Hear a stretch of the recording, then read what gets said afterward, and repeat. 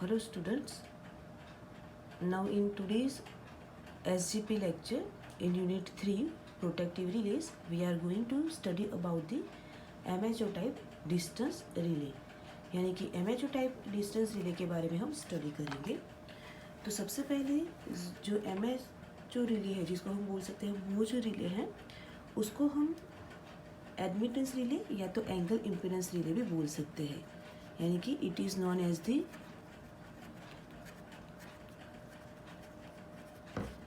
Admittance relay और उसको हम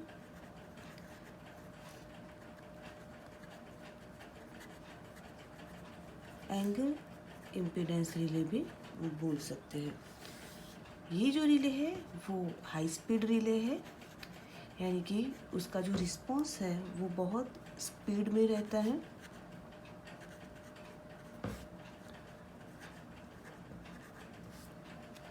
तो अगर हम देखते हैं कि MHO टाइप डिस्टेंस रिले है तो वो एक टाइप का डिस्टेंस रिले ही है कि जैसे इम्पीडेंस रिले काम करता है सेम वे MHO रिले भी काम करता है। अगर हम उसका कंस्ट्रक्शन देखने जाएं तो बीच में एक डिस्क लगी रहती है।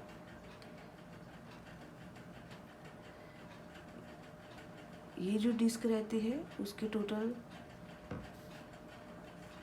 4 वाइंडिंग रहते हैं। एक रहेगा जो अपर पोल पे बनाया जाता है, दूसरा जो वाइंडिंग होगा वो लोअर पोल पे वाउंड किया जाता है,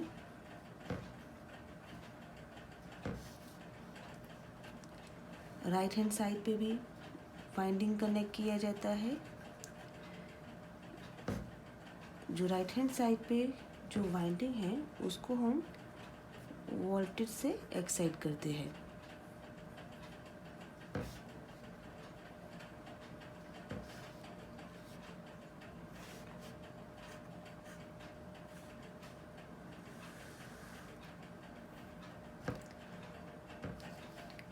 same way left hand side भी वाइंडिंग कनेक्ट किए जाते हैं। जो लेफ्ट हैंड साइड पे जो वाइंडिंग रहेगा उसको हम करंट से एक्साइट करते हैं। डिस्क के साथ एक स्पिंडल लगी रहती है।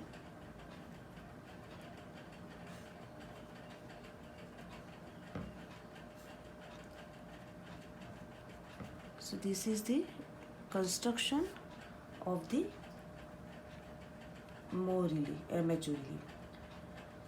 अब इसका वर्किंग कैसे होगा, तो यहाँ पे जो अपर पोल है वहाँ पे एक वाइंडिंग लगा हुआ रहता है, जबकि लोअर पोल पे भी वाइंडिंग लगा हुआ रहता है। तो इन दोनों में जब भी करंट फ्लो होता है तब अपर वाइंडिंग और लोअर वाइंडिंग दोनों में पोलराइजिंग फ्लक्स प्रोड्यूस होता है। So in upper winding and lower winding polarizing flux is produced।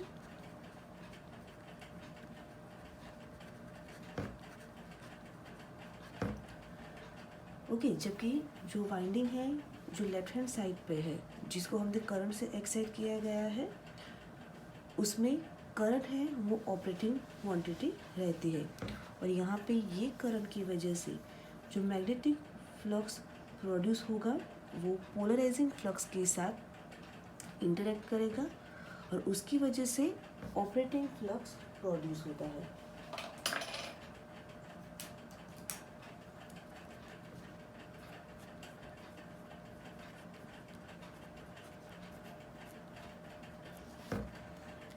Okay, अब ये जो ऑपरेटिंग फ्लक्स रहेगा वो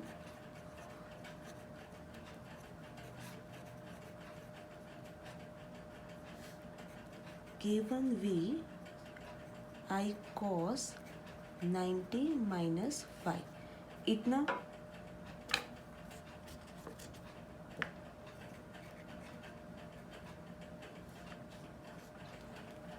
ओके, यानी कि 5 माइनस अल्फा जितना ऑपरेटिंग फ्लक्स प्रोड्यूस होगा। जबकि जो राइट हैंड साइड पे जो वाइंडिंग है वहाँ पे ये जो हमने वाइंडिंग है उसको वोल्टेज से एक्साइट किया है, तो यहाँ पे वोल्टेज की वजह से जो मैग्नेटिक फ्लक्स प्रोड्यूस होगा वो मैग्नेटिक फ्लक्स पोलराइजिंग फ्लक्स के साथ इंटरेक्ट करेगा और इसकी वजह से यहाँ पे राइट हैंड साइड पे जो वाइंडिंग है उसमें रिस्ट्रेनिंग टॉर्क प्रोड्यूस होगा।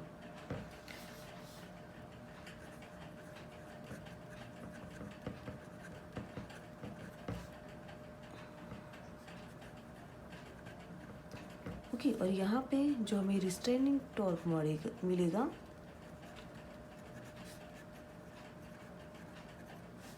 वो मिलेगा K2V²।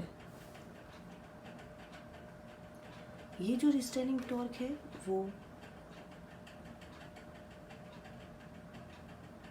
स्प्रिंग की हेल्प से प्रोड्यूस होता है, बट यहाँ पे जो स्प्रिंग की वजह से जो भी टॉर्क प्रोड्यूस होगा उसकी वैल्यू बहुत कम रहती है और उसकी वजह से उसकी वैल्यू हम निगलेक्ट कर देते हैं। अब जब भी ऑपरेटिंग टॉर्क रिस्ट्रेनिंग टॉर्क से बढ़ जाता है उस टाइम पे रिले ऑपरेट होता है, यानी कि when operating torque is greater than restraining torque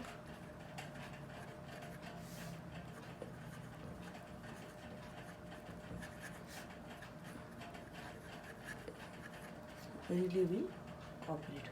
okay, फिर से देख लेते हैं। यानी कि दो पोल रहते हैं, अपर पोल लोअर पोल, दोनों पे वाइंडिंग बाउंड किए गए होते हैं। अपर वाइंडिंग है उसमें से पोलराइजिंग फ्लक्स प्रोड्यूस होता है और ये जो पोलराइजिंग फ्लक्स है सेम लोअर वाइंडिंग है उसमें से भी पोलराइजिंग फ्लक्स प्रोड्यूस होता है। जो राइट हैंड साइड पे वाइंडिंग होगा उसको हम वोल्टेज से एक्साइट करेंगे, जबकि लेफ्ट हैंड साइड पे जो वाइंडिंग है उसको करंट से एक्साइट किया जाता है। अब यहाँ पे जो करंट है उसकी वजह से जो मैग्नेटिक फील्ड प्रोड्यूस होगा वो और पोलराइजिंग फ्लक्स दोनों इंटरेक्ट करके ऑपरेटिंग फ्लक्स प्रोड्यूस करते हैं और ये जो ऑपरेटिंग फ्लक्स रहेगा उसकी जो वैल्यू है वो K1V I cos phi minus alpha की जितनी रहेगी। जबकि राइट हैंड साइड पे जो वाइंडिंग है जिसको हमने वोल्टेज से एक्साइट किया गया है उसमें से जो मैग्नेटिक फील्ड प्रोड्यूस होगा वो और पोलराइजिंग फ्लक्स दोनों मिलके रिस्ट्रेनिंग टॉर्क प्रोड्यूस करते हैं और यहाँ पे ये जो रिस्ट्रेनिंग टॉर्क होगा उसकी वैल्यू K2V² की जितना हमें मिलेगा। इसके अलावा भी K3 रिस्ट्रेनिंग टॉर्क प्रोड्यूस होता है जो स्प्रिंग की वजह से प्रोड्यूस होता है, बट ये जो रिस्ट्रेनिंग टॉर्क होगा उसकी वैल्यू बहुत कम रहेगी और उसकी वजह से हम इसकी वैल्यू निगलेक्ट कर देंगे। अब जब भी ऑपरेटिंग टॉर्क रिस्ट्रेनिंग टॉर्क से बढ़ जाएगा उस टाइम पे रिले ऑपरेट होता है। तो अगर हम इसको मैथमेटिकल एक्सप्रेशन में दिखाते हैं तो K1/K2 cos phi minus alpha is equal to V/I, जिसको हम बोलेंगे इम्पीडेंस Z। ओके, तो यहाँ पे आप देख सकते हो कि Z की वैल्यू हमें कितनी मिली है, K1/K2 cos phi minus alpha. तो ये जो इक्वेशन है अगर हम इसको y is equal to x cos theta के साथ कंपेयर करते हैं तो ये जो इक्वेशन है वो दिखाता है कि जो रिले की कैरेक्टरिस्टिक है वो सर्क्यूलर है और रिले है उसके पास डायरेक्शनल प्रॉपर्टी है। अब हम इसकी कैरेक्टरिस्टिक को RX डायग्राम पे अगर दिखाते हैं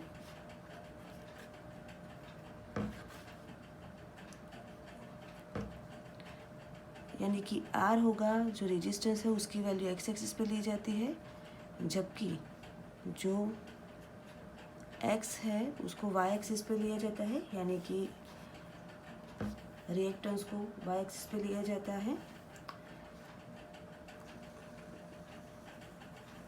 तो पूरा हमें एक ओरिजिन में से पास होता हुआ सर्कल मिलेगा।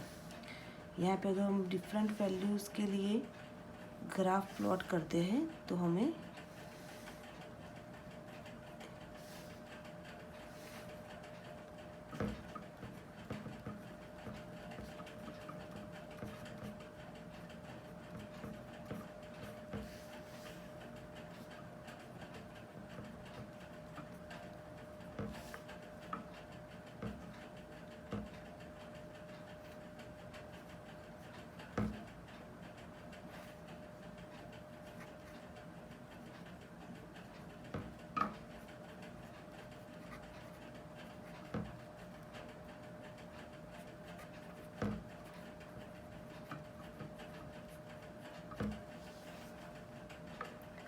ओके, तो ये जो कैरेक्टरिस्टिक है, ये कैरेक्टरिस्टिक एमेचोर रिले की हमें मिलेगी। तो यहाँ पे आप देख सकते हो कि जो बी सी लाइंस जो है उसके ऊपर एमेचोर रिले है वो ऑपरेट होता है। तो जब भी रिले इम्पीडेंस मेज़र करता है और उसकी वैल्यू सर्कल के अंदर की जो इम्पीडेंस की वैल्यू है उसके जितनी होगी तब रिले ऑपरेट होगा।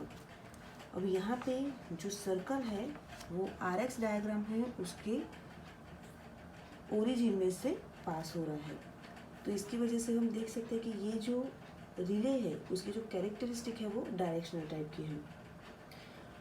जो लाइन है जिसको हम प्रोटेक्ट कर रहे हैं उसका जो इम्पीडेंस है वो 60 डिग्री टू 70 डिग्री जितना रहता है, जिसको हमने OC लाइन से हमने दिखाया हुआ है। अब यहाँ पे हमने जो इक्वेशन लिया है अगर हम उसको एडमिटेंस के रूप में लिखते हैं तो 1/2 cos phi minus alpha is equal to K2/K1। Okay, अब यहाँ पे अगर हम Z की जगह पे एडमिटेंस Y लिखते क्योंकि Z is equal to 1/Y, यानी कि impedance is inversely proportional to admittance. So Y cos phi minus alpha is equal to K2/K1 is equal to constant.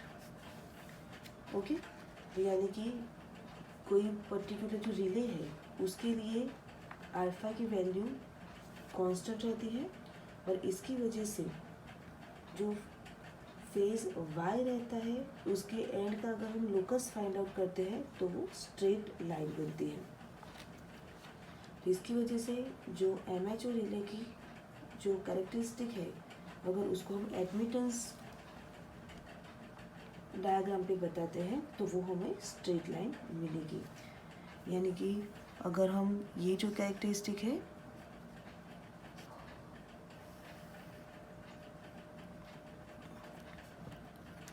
उसको हम एडमिटेंस डायग्राम पे दिखाते हैं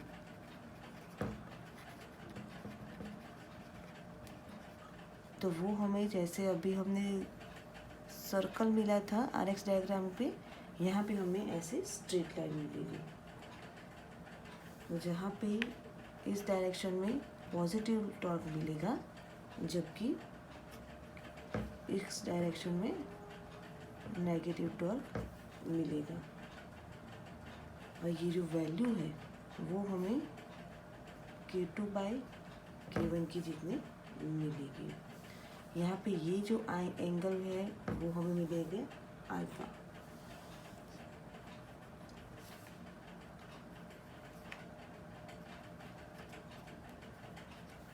So this is the function of the Moore relay।